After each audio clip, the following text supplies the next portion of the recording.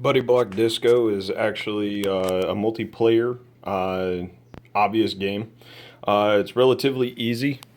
It is co-op, so it's one or two players pending. Pretty much what you end up doing is taking the actual blocks themselves, and since it starts on blue, you have blue here, so it would start face down. And then you would literally rotate the cubes on top of the actual blocks themselves and basically progress through the board. If you were doing this two-player, you would take turns going through this. And at first it pretty much establishes the point of getting used to the actual movement of it.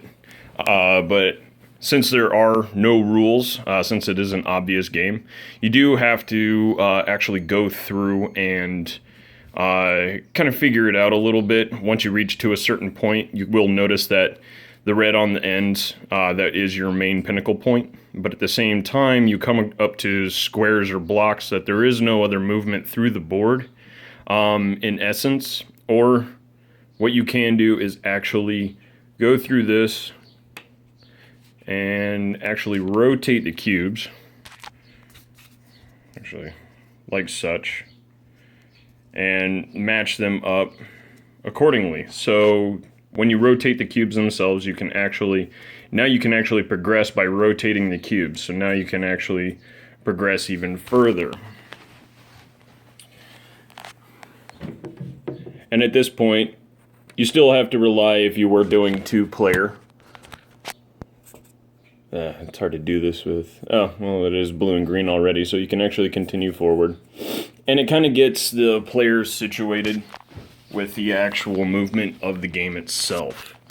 And now you have a choice again to where you actually have to rotate it. It's hard doing this with one hand and holding a camera at the same time, but now you can actually keep progressing forward that way. As that's blue, yeah. Doop. And orange and yellow. So basically, this is how you pretty much progress through the game. It is pretty obvious, I think.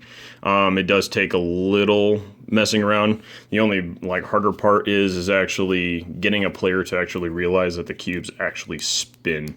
But other than that, that's pretty much the game. Thank you for watching.